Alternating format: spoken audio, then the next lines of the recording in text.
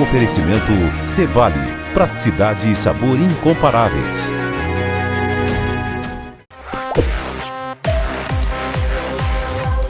Bem, a Chateaubriand recebeu na tarde desta quarta-feira a presença do Dr. Rosinha. E ele vai falar para a gente aqui um pouquinho a respeito do objetivo principal realmente da sua visita hoje a esse Chateaubriand. Bem, primeiro eu agradeço a oportunidade aqui desse bate-papo e segundo, até esclarecer que às vezes as pessoas ainda pensam que eu estou deputado federal. Na última eleição eu não concorri a deputado federal, estou hoje sem mandato, mas militando muito na política. E eu vim aqui hoje fazer um debate sobre, como disse na própria intervenção, um debate sobre a conjuntura política, mesmo até internacional, nacional, porque não tem mais como nenhum país andar sozinho, sem um olhar mundial, sem o que está ocorrendo no mundo. Fazer esse debate e qual é a inserção que cabe a militantes políticos nessa conjuntura, principalmente militantes políticos do Partido dos Trabalhadores, o partido ao qual eu pertenço, o PT.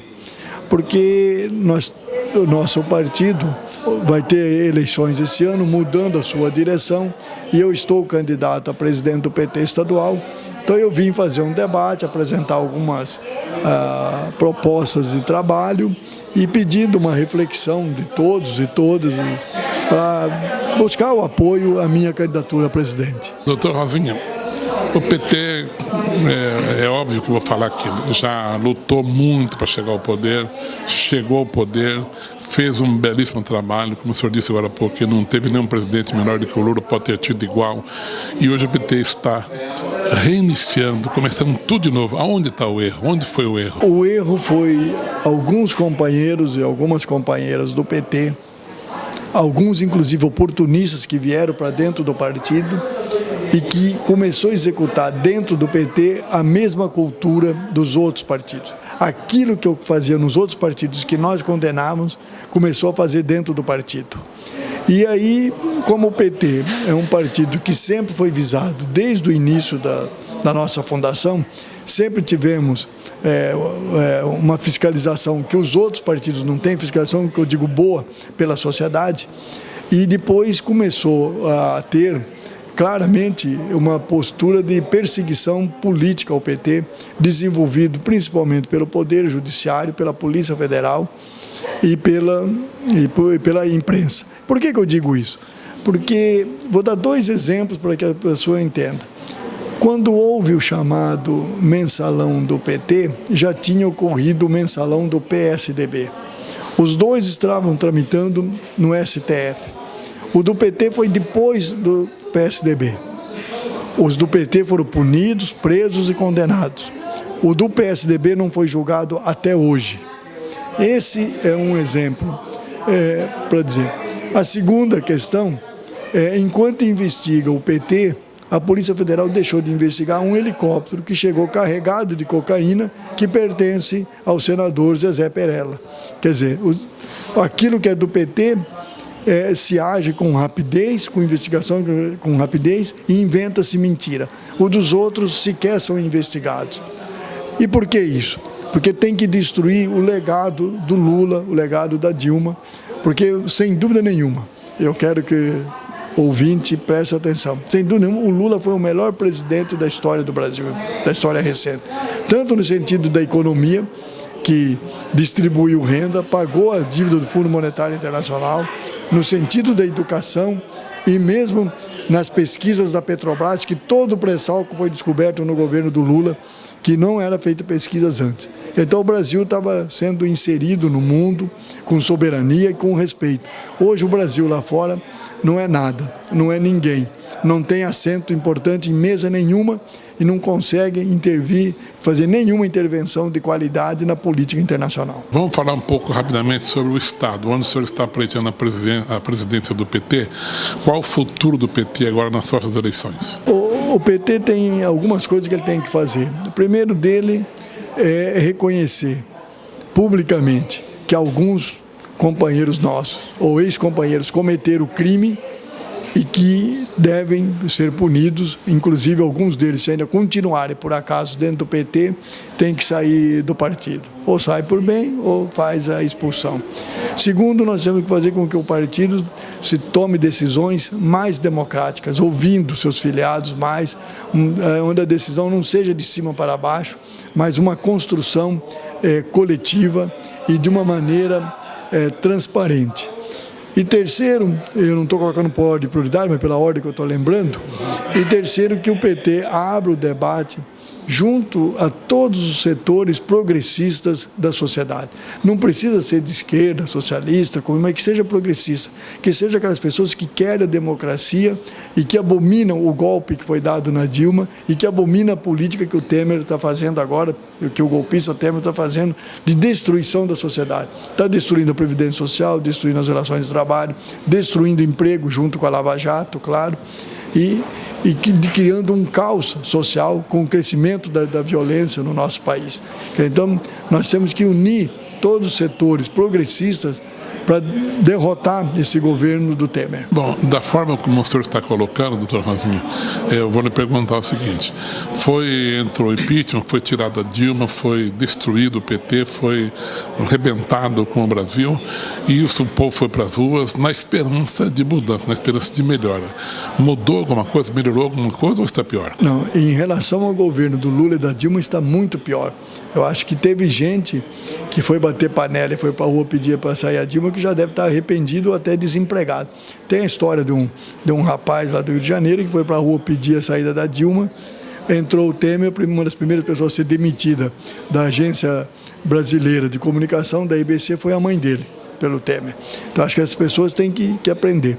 Todo mundo que estava na rua, alguns sabiam por que estavam, uma outra parte foram enganados. E quem estava por trás do golpe é o grande capital internacional, que porque tem que terceirizar serviço, a Dilma não ia terceirizar, tem que destruir a Previdência, a Dilma não ia destruir, tinha que entregar a Petrobras, a Dilma não ia entregar a Petrobras.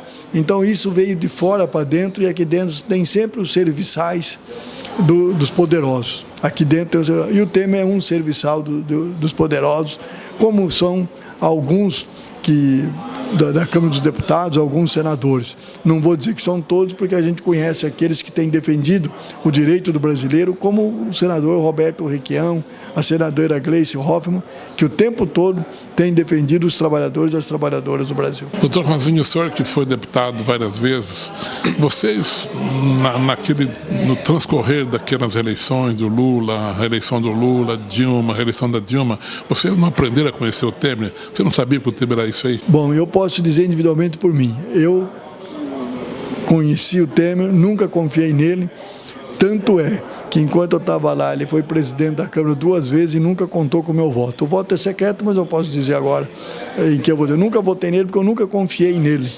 Ocorre que quando se constrói alianças, as alianças não são construídas com indivíduos e as coligações são construídas com partidos. E foi construído isso com o PMDB. E o PMDB não é só o Temer. O PMDB é constituído, agora que nós constatamos, por muitos golpistas, inclusive alguns deles aqui do Paraná. Do PMDB do Paraná, salvo o Requião dos que tem mandato em Brasília. Os outros todos são golpistas. O PT lança candidato a governador nas suas eleições ou vai tentar coligações? Primeiro, o PT tem que retomar o seu programa, a sua reconstrução, é o que nós estamos fazendo agora, e depois buscar aliados dentro do estado do Paraná. Caso a gente não tenha aliados para fazer essa disputa, eu sou daqueles que defendem que o PT tem que ter candidato para disputar. A nível nacional, aparentemente só sobrou do PT o Lula, com o nome nacional e até internacional ainda. Tem algum outro nome aí na mira do PT ou vamos trabalhar para que o Lula seja candidato novamente? Eu acho que nós temos que trabalhar para que o Lula seja candidato novamente, porque nós precisamos de uma liderança nacional. O Lula é esse líder nacional e precisamos de ter uma proposta, um programa nacional. E o Lula, como já executou um programa nacional vitorioso, ele tem toda a condição de ser a voz de um novo programa de recuperação do país. Porque nós vamos ter que recuperar o país que está abaixo de zero hoje com a destruição que o Temer está fazendo. Destruição de todos os sentidos, até com a indicação do STF do Alexandre de Moraes. Por favor, indicar um homem ligado a um partido que prega a violência. E eu sempre vi no juiz, até antigamente chamava juiz de paz, era o nome. Eu sempre vi no juiz uma pessoa equilibrada, uma pessoa que busca a paz, que busca a conciliação e, acima de tudo, busca a justiça. Esse sempre buscou a afronta e a violência. Então, na minha opinião, não serve para ser juiz. Qual é o plano B do PT a nível nacional, caso o Lula não seja impedido ou não possa, de uma forma ou outra, ser candidato? Qual é o plano B que o PT teria até numa aliança? Esse debate não está ocorrendo dentro do PT, no sentido de ter nomes. Hoje o nosso nome é o do Lula e caso ele não possa ser candidato, nós teremos que fazer um debate com outras forças políticas para construir um nome de consenso e, claro, com o apoio do Lula. Mas hoje o nome nosso é o do Lula. Bom, aventa-se a possibilidade de, lá na frente, o Ciro Gomes, que está hoje no PDT, ser o candidato que represente a oposição mais forte ao sistema que está aí, ao Temer. O PT estaria junto? É difícil de responder isto, porque, primeiro, eu acho que nós temos um ano aí pela frente. E eu espero que esse um ano o Temer já esteja fora do governo também, porque ele é corrupto. A Dilma, honesta, não tem nenhuma acusação contra a Dilma. E o Temer é um corrupto comprovado, que está sendo investigado. Eu espero que até o ano que vem ele não seja o governo, a postura nacional já seja outra dos partidos, e aí nós passamos a discutir uma aliança. Eu acho que eu vou fazer um pedido a todos, aqueles que estão me vendo e ouvindo, que, por favor, se preocupem com a política. Não tenha na política como algo que seja nocivo, mas sim que tenha na política o olhar que é ali o instrumento de fazer a transformação. E a segundo pedido é que, por favor, não acredite na primeira notícia que escute, na primeira voz que ouve, mesmo na minha pode ser, mas vai buscar informação, vai ver se essa informação que a Globo está dando é boa ou é ruim, ou é uma informação mentirosa, que geralmente a Globo desinforma. Faça isso comparando os vários canais de TV, comparando o que sai na internet, lendo vários blogs, para chegar a uma conclusão inteligente e não ser manipulado pela Globo e sair batendo panela e agora está sendo vítima do golpe que ele mesmo construiu.